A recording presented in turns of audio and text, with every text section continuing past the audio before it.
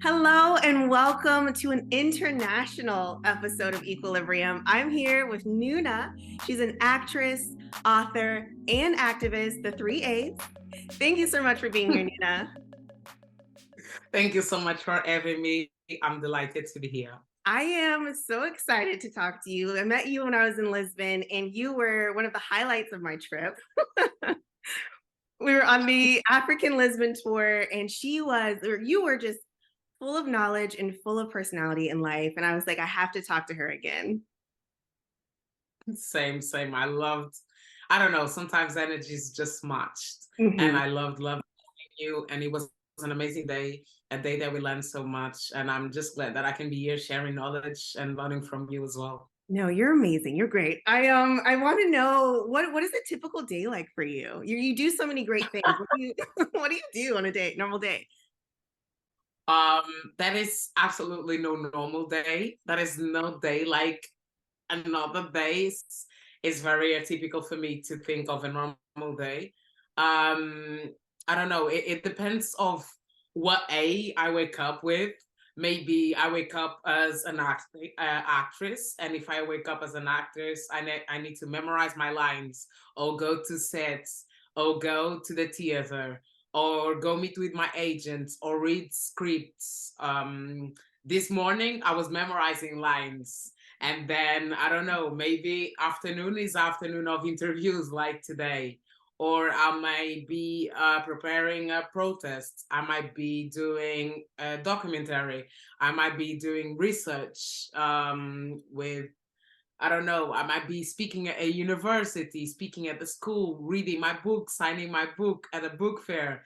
Every single day is different. And it's almost like every part of the day is different. I cannot say every morning I do this, every afternoon I do this. No, I think that's what I love so much of doing different things, and the things being like always evolving and changing. Is not a job that you every day need to, I don't know, sell a car or sell houses. No, I know that every day is going to be completely different, and the thematic of the work would also change either that month or that year or that week.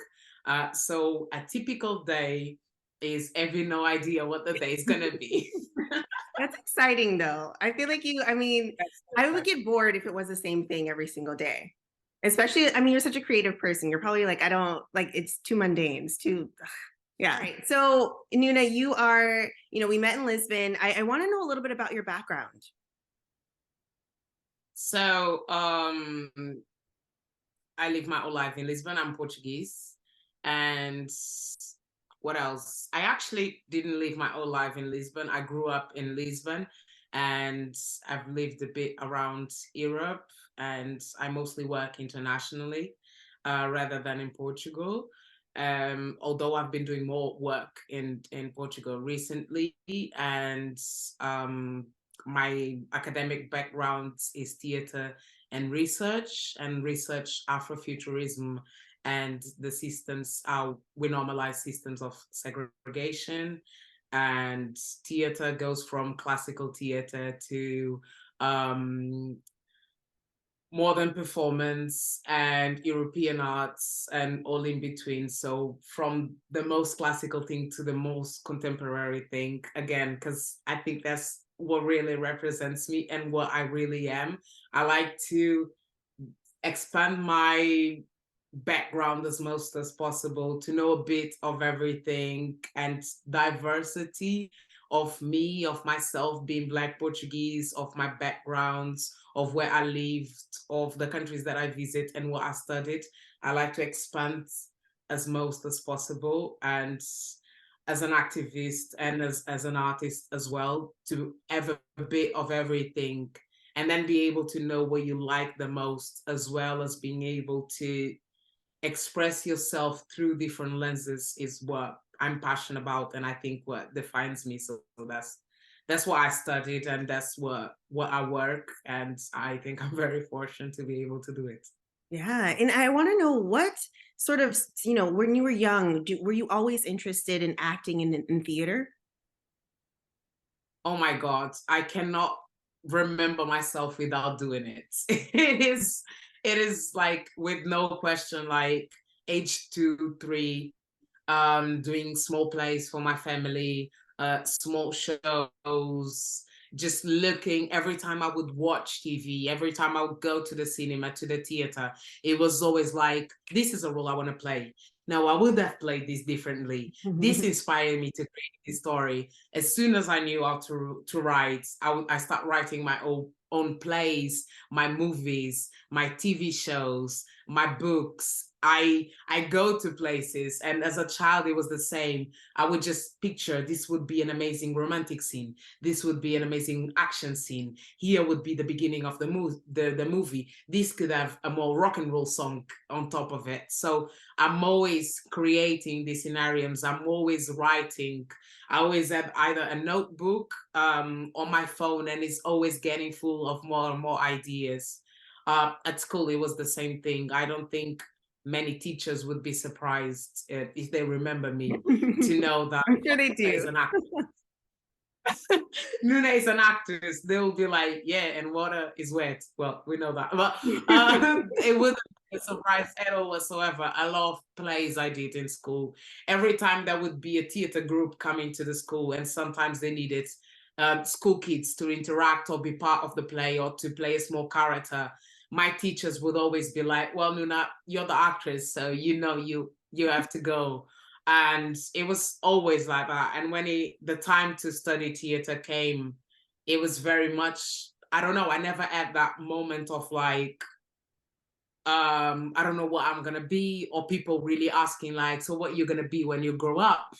It was always going to my parents and being like, she's such an artist, she's an artist, she's a performer, this is an actress right here. And my parents being like, yeah. So, even my parents, I don't know, spring play, Christmas play, Saturday play, Sunday play, every time I Wow. could perform, um, as soon as I could have a camera or phone to do short films with just my image and just editing. I love editing. I love all this process.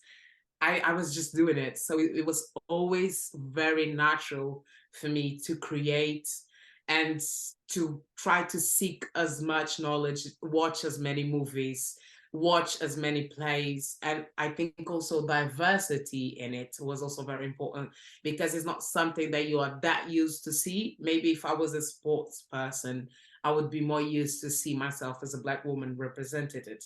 But as a Black Portuguese, there was nothing. And there's barely anything to this day. And it's quite racist still. So me having to create all these stories was just not the fact that I was bursting with creativity, but also the fact that I was bursting with the desire of being present on the creations of others. Therefore, I had to create it for myself. Wow. Yeah. And I was going to ask, being in Portugal, about the opportunities that are available for Black Portuguese women specifically, and kind of, I imagine you do have to, carve your own way and make your own roles. What has the reception been like? Well, it is very tricky, it's very complicated, unfortunately. I think every time that your country doesn't love you the same way that you love, it is extremely difficult and puzzling, to be honest, when we are in 2023. And you know that, being African American. Mhm. And for me, it was very much, I had different periods of time. Obviously, I went to drama school and I studied, but also studied in Portugal.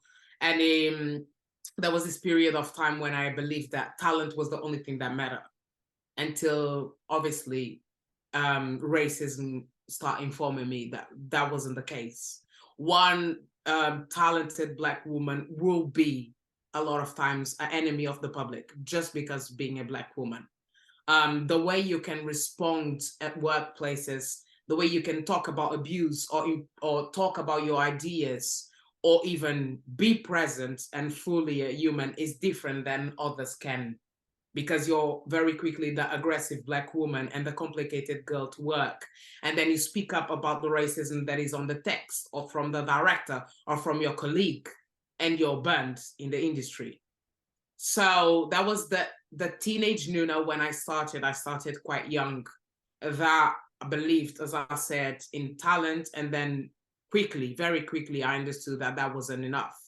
Not only is Portugal a small country, the acting industry in every country is mined with nepotism, but Portugal, as a small country, is even harder, and nepotism is even more visible, I would say. And then there's also the fact that I had to be silent a lot of times to work or to partner or to be able to create certain relationships. And I think if I have people that remember me from school, they would say that Nuna was never very good at being quiet around Mhm. situations like this. Mhm. And as I got older, I got louder and Mm. I got prouder on my blackness. And to be prouder on my blackness, I cannot be quiet on the segregation.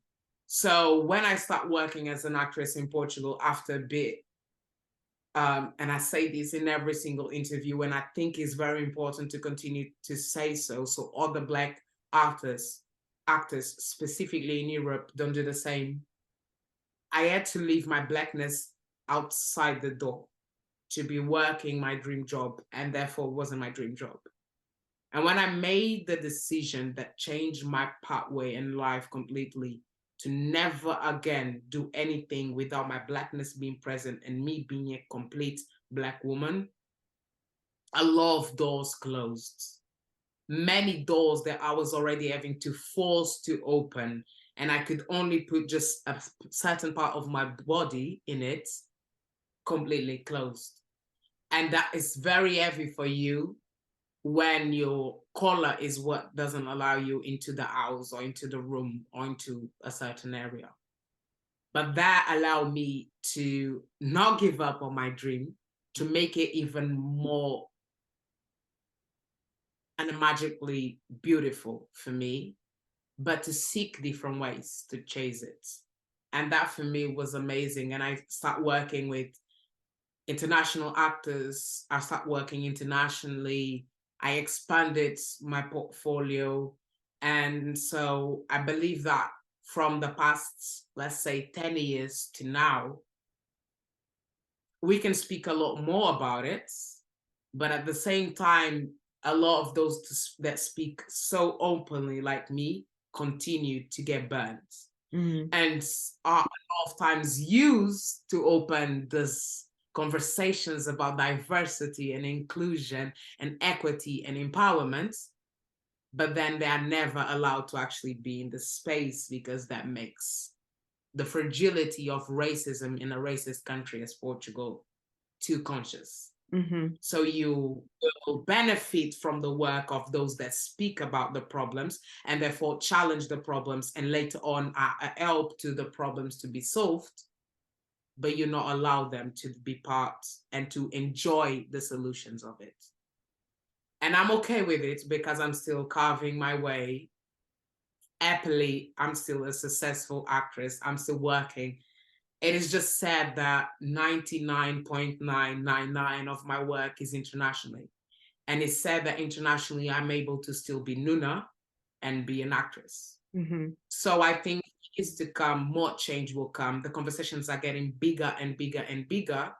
I think the most important thing is the hypocrisy that needs to die. The hypocrisy to say, yes, let's go, Black Lives Matter. But then when you are in the workspace, if you ask for Black Lives to Matter, you're out of work. Mhm. So those conversations of being this ally on the outside, but never on the inside, need to be blurred and need Mhm. to become one.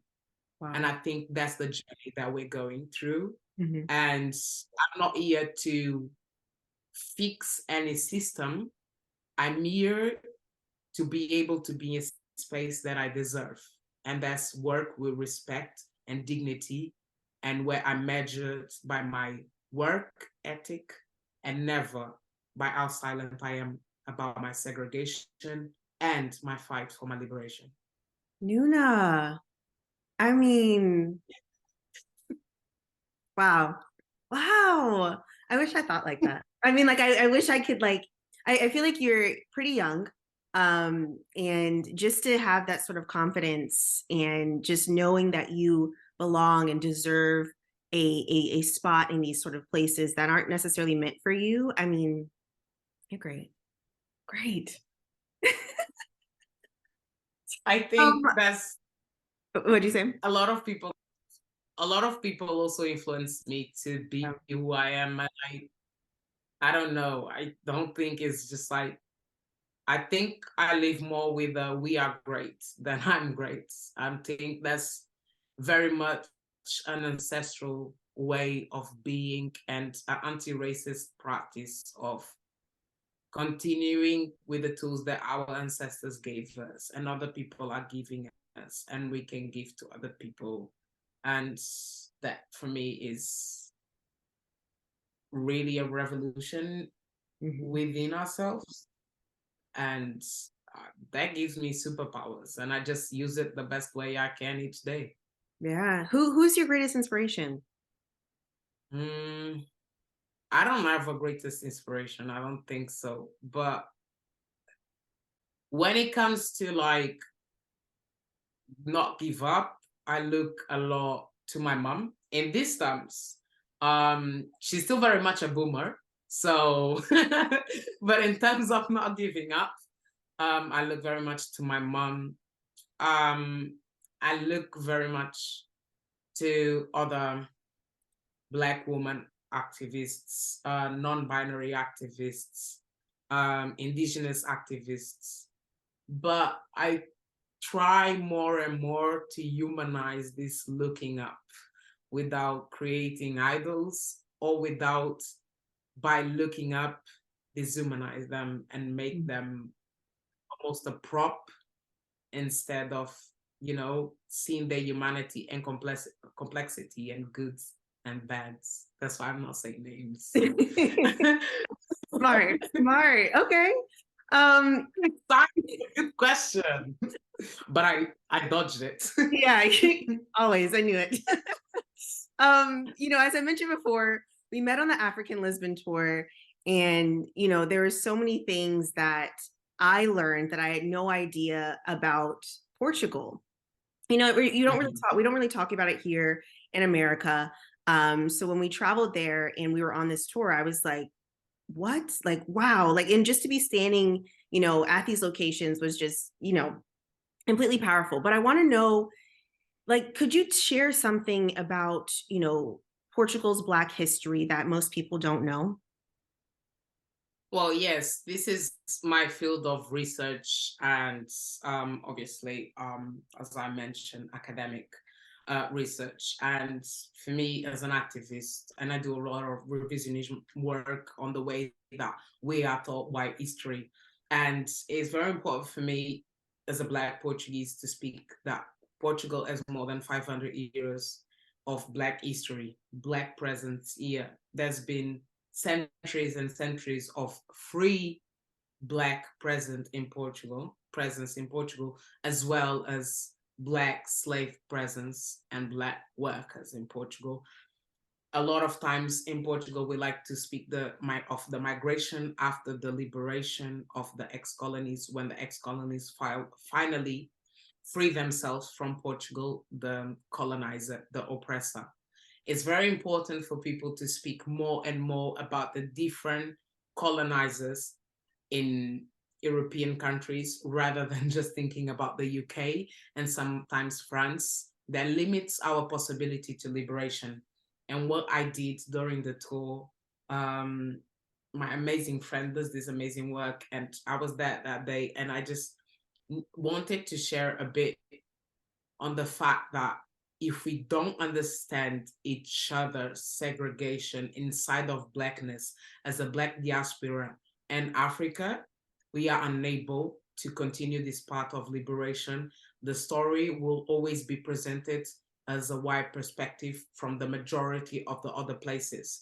If you're just thinking about the African American history and segregation and slave trades, you will not understand the proximity and how similar it is to the patterns that are present today in Brazil or our IT is so related to, let's say, Jamaica and so on. So to start all this and to have a big, strong background of liberation and conscious around Blackness, it is essential to speak how Portugal were savages, how Portugal killed, raped, destroyed cultures, centuries of evolutions, and to this day still continues to benefits from it. And it's very important to the fact that Portugal is the first colonizer of this transatlantic slave trade. And it did it in a way to romanticize it, to small it, to a point that we do not even think about Portugal in these terms. We don't even think about Portugal when we think about world scales.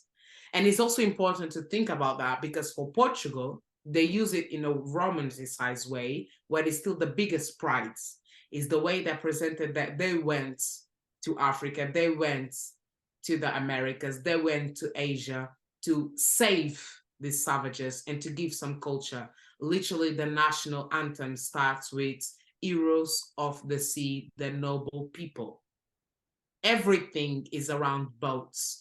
Everything. We just had the Women World Cup, and they were called the sailors. Everything is around the most inhumane, the most terrifying events. And we still find ways to make it lovely, which for me is a level of hate that is really scary.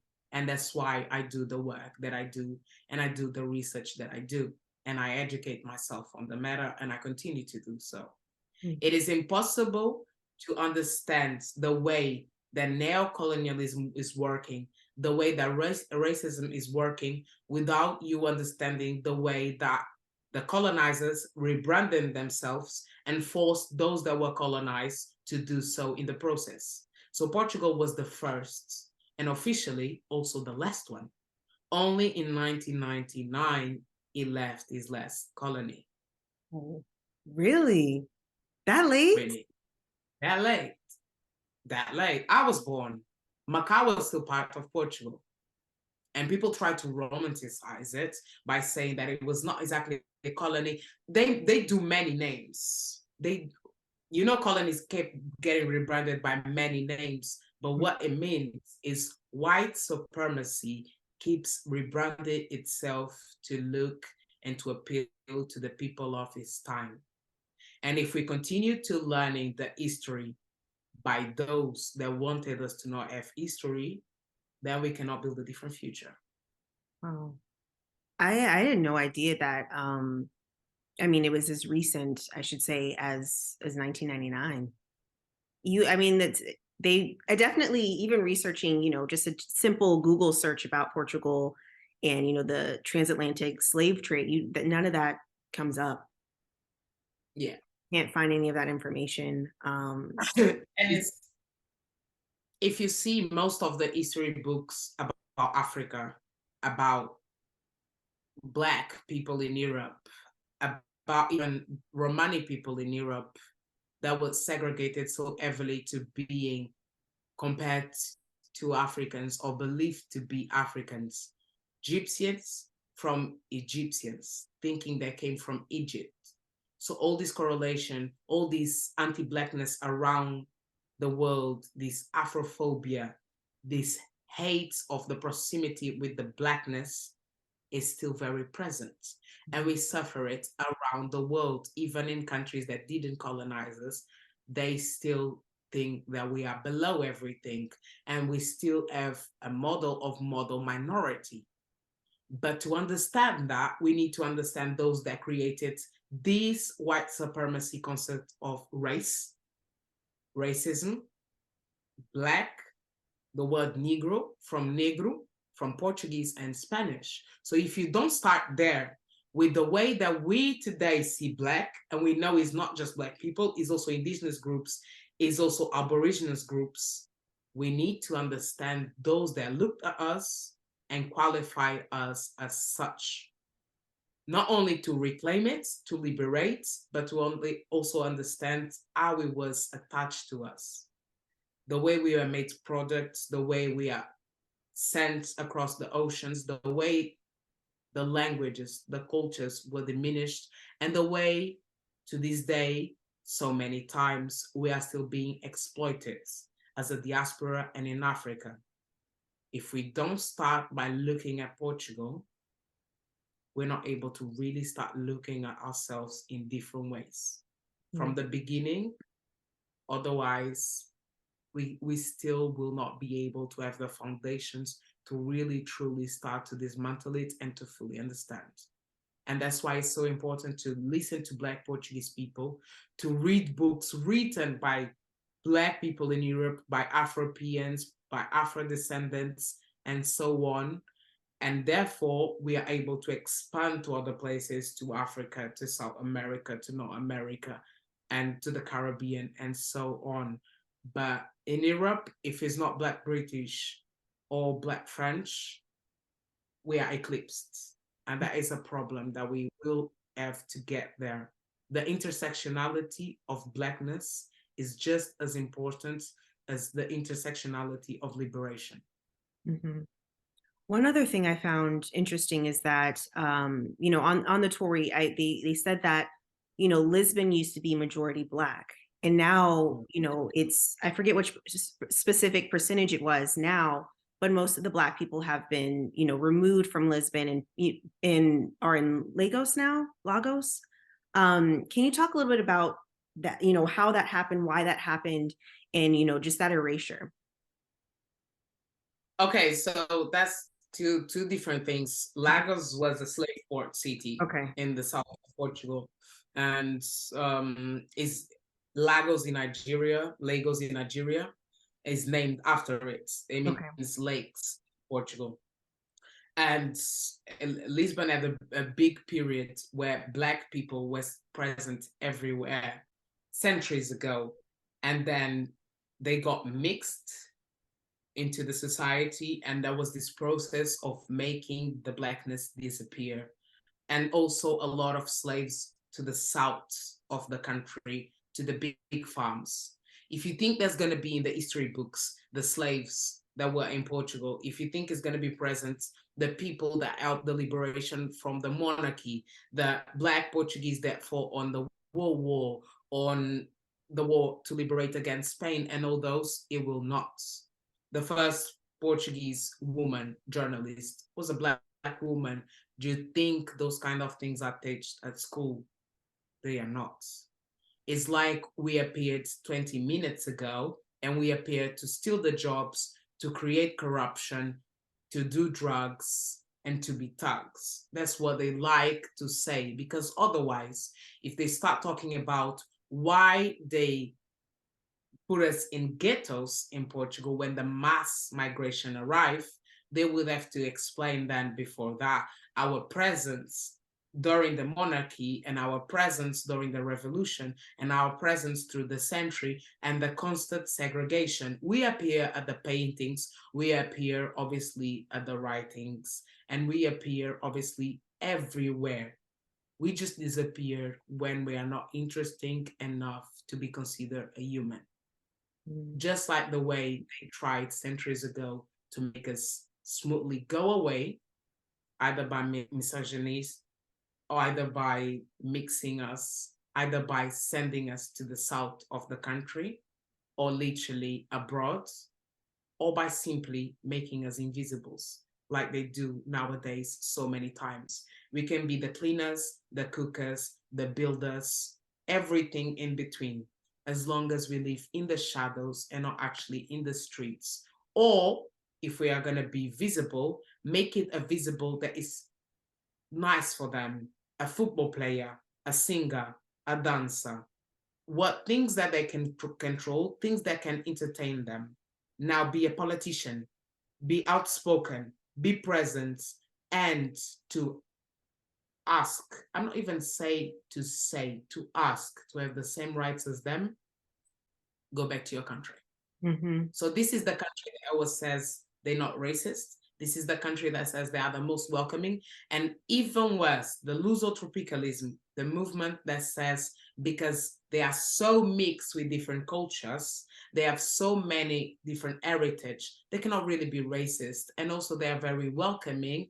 And above all, they are the ones that did the most and the nicest colonization. So this is the mentality. Every time you try to say you killed, you destroyed, your museums are full of pieces that are from us, not yours. Your history in the history books is a history that is a lie and is a dangerous lie that continues to prevail a white supremacy culture. They'll say, but we were nice.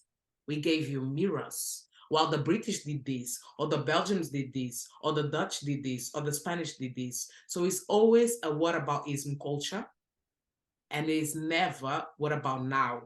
What about the things that we did? And what about the privilege that to this day we still maintain in exchange of your oppression?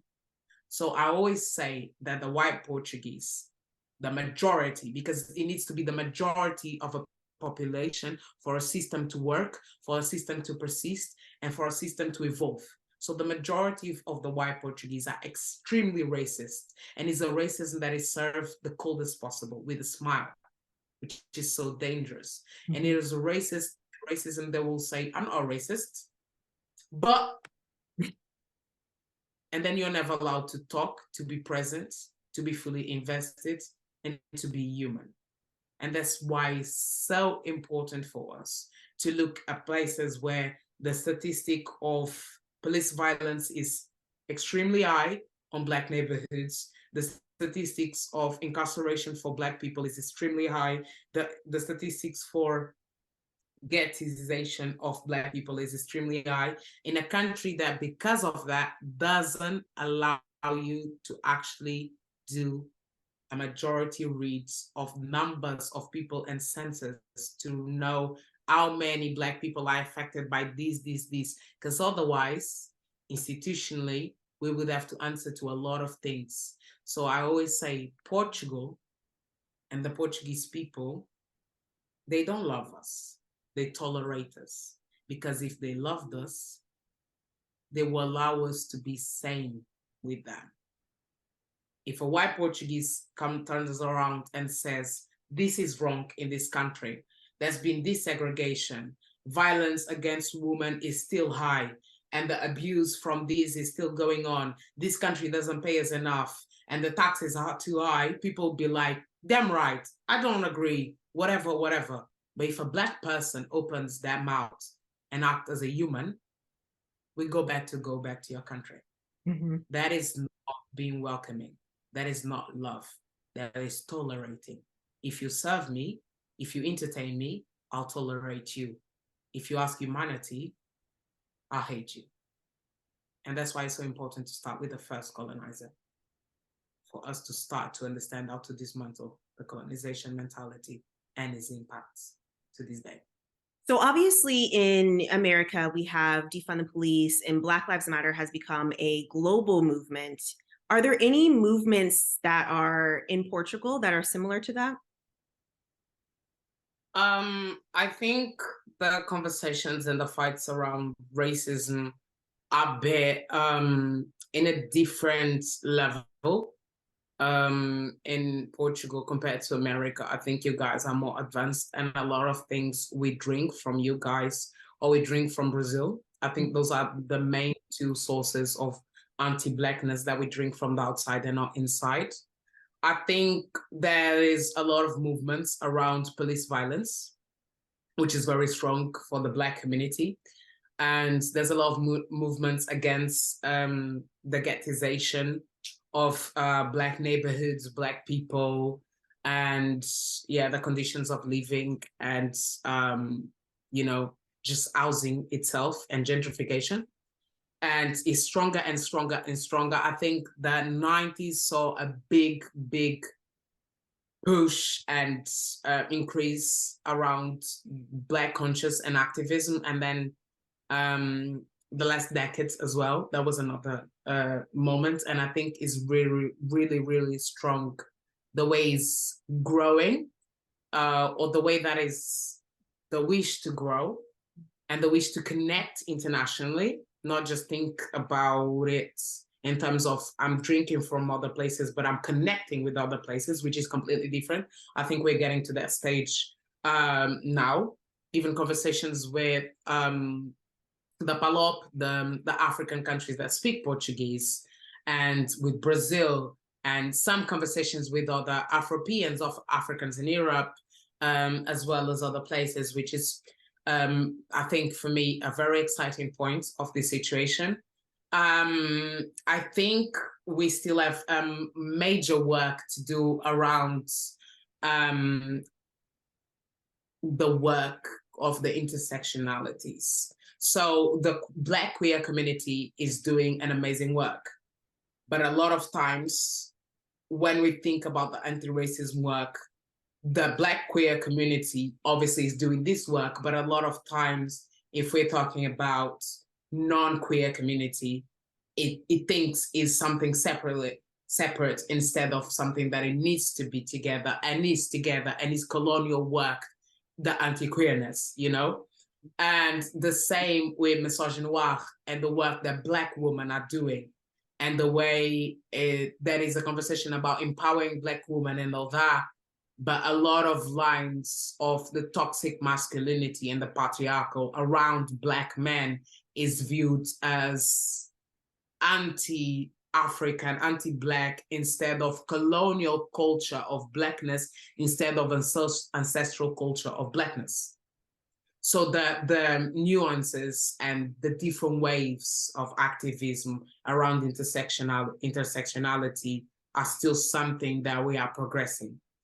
And I think the wave of different people living in Portugal from other countries are also making this conversation more dynamic and interesting. At the same time, we cannot forget the voices of Black Portuguese with the excitement of the internationality of Portugal that we currently have. As well as a lot of more Black writers, authors, thinkers, having the platforms, not that they were not here before, they certainly were, but having the platform to publish books, to publish plays, to write plays, to do more artistic, I don't know, interventions. And that also brings a lot of more things. I don't know, ghettoized neighborhoods also are able to participate and to get funding in a different way they were before, which makes them able to interact with that population in a different way. So I think, obviously, Black Lives Matter is very much something that really brought up a lot of things here. Other assassinations of Black Portuguese people also were big moments that brought Bruno Candé in the year I was born, I'll see. So a lot of those moments make a roar in society. And I think now we have found the beginning of a pace of different areas. And also it's spreading more across Portugal, which is very important. We have a problem of centralism, everything around the capital. And more and more and more, we're seeing it spreading to the north, to the center. The south obviously has a big Black population, and which is very important to not, again, the intersectionality of Blackness. If you think of Blackness just as the major cities or the capital of the Black Lisbon people, you will not know what it is to fight anti-Blackness in Portugal, because it's not anti-Blackness in Portugal, it's anti-Blackness in Lisbon. And I think now starting this conversation of the complexity of being Black from the interior, Black from the islands, Black from the north, you know, and we still have a very long work to go on Black and ableism, neurodiversity, disabilities. And because disability is the base of segregation straight away, to normalize the system of segregation, you go, they are crazy, they are unable to take care of themselves, they are unworthy of certain things. So ableism being a base of any segregation as well as racism makes it the most complicated and tricky thing to even think about, not only just move it, to solve it, to think about it and to see it. So that's a big, big job that we still have to do. And also very sided alongside the way that religion presents alongside ableism and the normalization of ableism, and the way sometimes colonized religion presents versus faith. So there's a work to be done. But I think we are in a very strong moment of people wanting to do it, and a lot of things happening, and a lot of voices that don't shut up, and a lot of voices that move and go. And if I think of it now, 1995, when a Black Portuguese was murdered, people were afraid to go to the streets. They were afraid to be killed. They were afraid they would be seen. They were afraid of the consequences. There is still many consequences when you come from the first colonizer. There is still many consequences when you come from a country that is so racist, but thinks this kind of racism is love. Absolutely. But at the same time, there has been this domino effect in Black people in Portugal of seeing others and doing. And that also has inspired me to be able to do my work, to speak more and to be more what I told you at the beginning, we. And I think we are really in a phase of we. That is still many individualisms. I don't want to romanticize this. I don't want to say there's not people that want to be the first one to do this event or the first Black to do these, and competitions. Like, absolutely, problems in every single community, certainly. But at the same time, that is also very much the desire to already be in a different step, in a different future. And I think as a base, that's the most important thing in the place that we are right now and in the country that we have, to the countries that we are trying to communicate as well. Mm-hmm. You know, I could listen to you all day. I feel like I've learned so much. Like I forgot we were in an interview because I'm just like listening to you. Forgot all my questions. Okay. And I'm just like, and I like cookies and cookies for me. And you're like, don't tempt me. Oh man. You know, we've talked about, you know, being an actress, being an activist, but you're also an author, and you recently made history as the first Portuguese Black woman to write a Portuguese children's book starring a Portuguese Black character about the reality of being Black in Portugal. What did that feel like?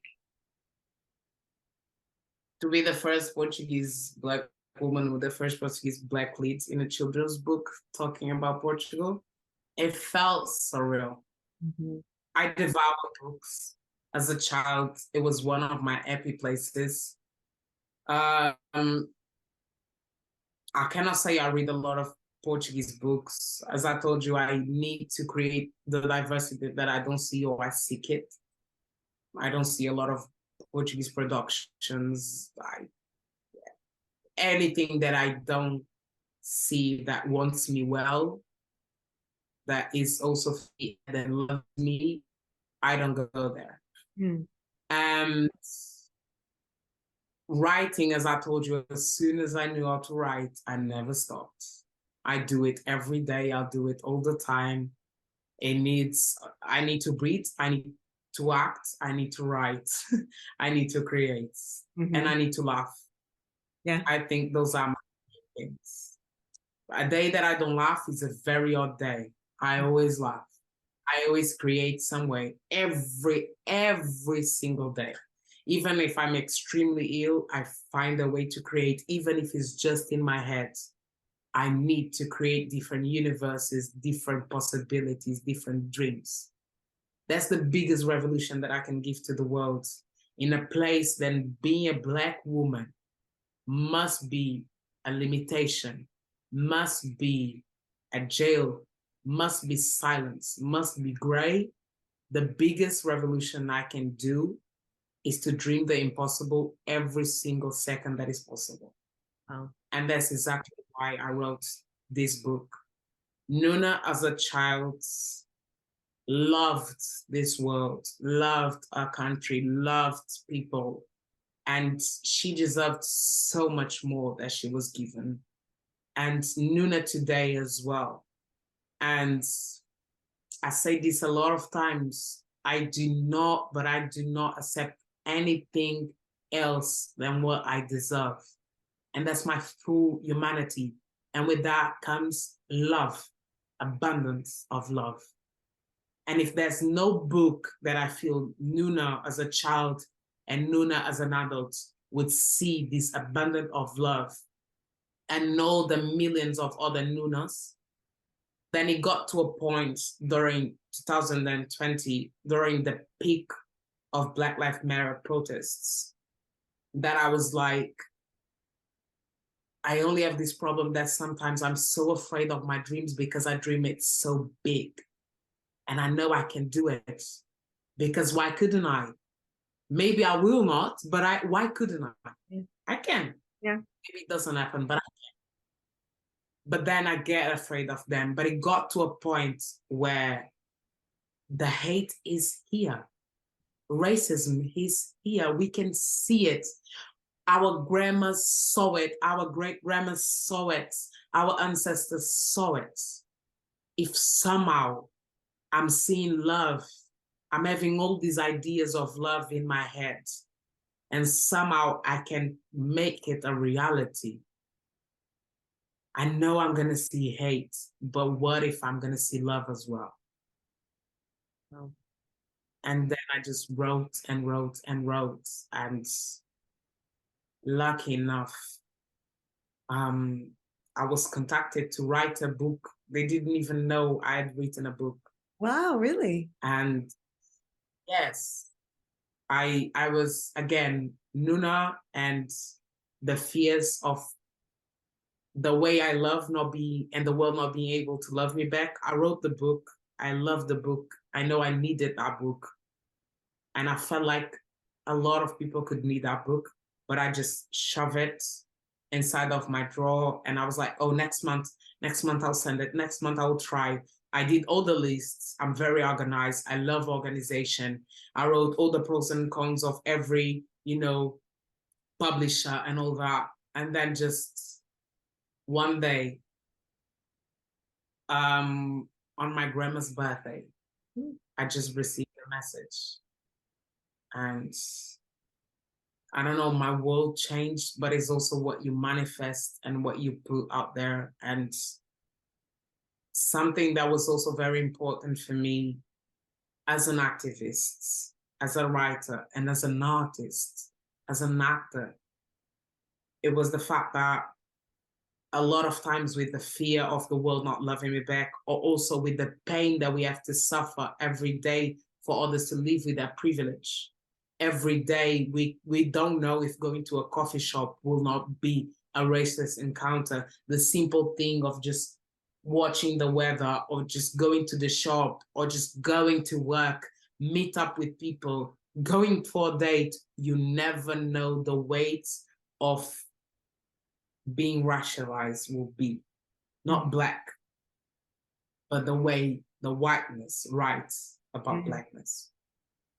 So because of that, I didn't fully understand the extent of the way that I could be me. And a lot of times I minimize who I was. I minimize the way I wanted to be as an actress. I minimize the way I moved when someone was racist to me on a set, on a stage, in school, with my school friends, and so on. And then it got to a point where I just had to be me. And I think that manifestation of loving me as a Black woman in a world that doesn't love me also brought me to the place that I am in my career right now. I'm in my 20s. and I achieved so much. Then I thought maybe in my 90s I would achieve. And it's also the fact that I will love me with all the bad, the goods, all the wrongs I've done, all the things that I failed, everyone that I failed. But in the end, I had to love me as a human because this world tried to dehumanize me on a daily. And this kind of self-love reflected then on the possibilities that I have achieved. And hopefully I'll keep achieving. I know you will. I know, I mean, you are wise beyond your years. Like I said, I mean, some of the things that you were saying throughout the interview touched me personally.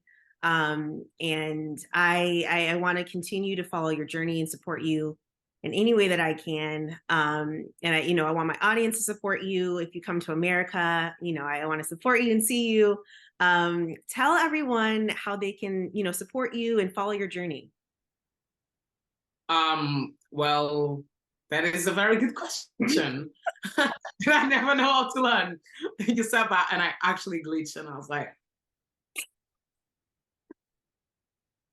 well, I hopefully sooner than later will have my book published in different languages. That's Okay, something that that's exciting. people have been asking. But currently, my book is only in Portuguese. Mhm. But you can always learn Portuguese or buy the book in Portuguese. I'm going to learn. I know obrigada already. I'm set.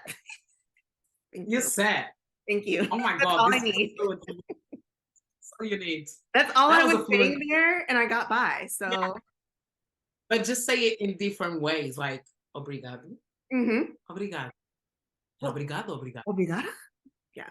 Yeah, girl, that's it. That's a I mean, fluent like, person. you know how it goes. So, all set. I mean, that's two Portuguese girls right here. Right. I mean, thank you for understanding because I feel like others just don't get it. I It's knew. not the vibe, you know, it's a Mhm. higher vibe. Be Exactly. that girl. So how can we buy the book if we do? Well, the book is you have it on Book and you have it on like online bookshops and you have it on Amazon. Although I don't want to promote, try to buy it from platforms other than. Mhm. But you can easily find it online. Aventureira Mariel Dia de Fotografia. I have more books coming up. Okay. I'm preparing to also publish my plays, the ones that have been performed and the ones that haven't. So Okay. that's exciting. It's time that I'm also a published dramaturg and playwright. Is another big passion of me to be behind, not just on Mm. stage or Mhm. not just directing and on stage, but also directing, and is a massive passion of me.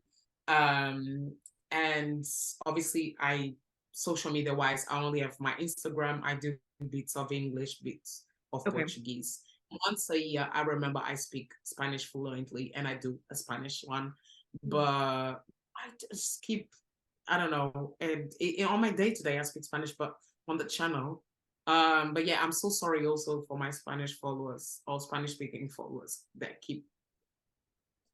I promise a lot more than I deliver, but I'm not always so present on my social media. But I go there, but Yeah. I'm also Okay. trying to in person present, but my social media always have my updates, interviews, places I'm going. So also buying my work is also very important. Look around. I will definitely sooner than later be doing acting debuts around the world, not just around Europe. So look around your city. Am I going with the play? Am I going with the movie festival? Who knows? Oh, okay. Uh, I'm working towards it, and there's some news coming soon. So I might be going to your city or your state or your country.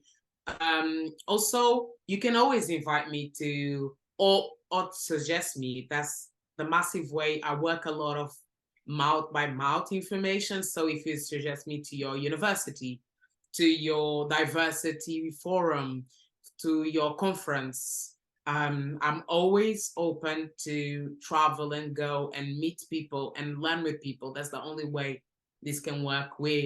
Your schools, I do school readings. In the school readings, I can read the book totally in English. So all around these type of things, Spanish as well. Oh, And okay.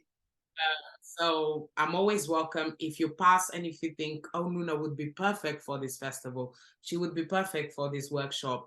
Some things, sometimes obviously I work there in person. I love it. Please take me to other countries. But also, if it's not possible, if the budget doesn't allow it, we can also discuss online. I've been present a lot online. I do a lot of diversity and inclusion work, sensitive reading work. You have a book, you need sensitive reading, I'm your girl. All these type of words, that everything that is creative.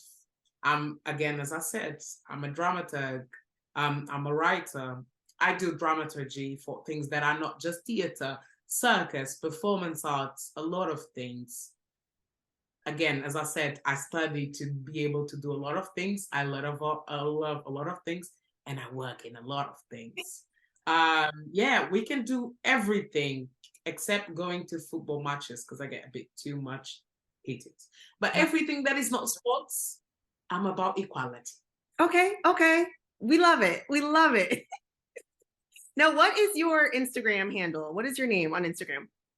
My Instagram handle, that's a very good question, thank you, is it's Nuna. Perfect.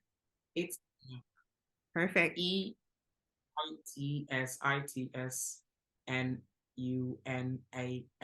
It's Nuna.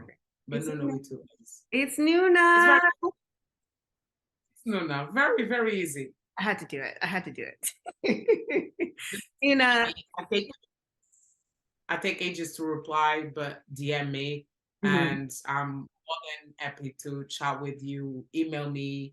I can give you the email details through Instagram, and I'm more than happy to collaborate with everyone and anyone as long as human rights are a base. Yeah.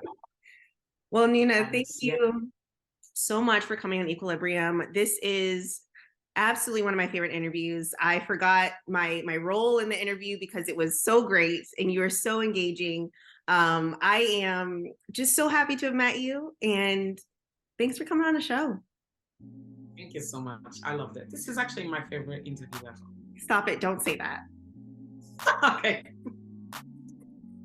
Sorry. Don't say it. You know, I'm going to get emotional because this means so much to me. Thank you.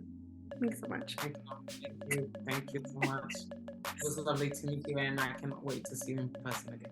Yes, I know. Well, yeah. Well, let me know when we can promote anything that you're doing in America or around the world. Love to do it.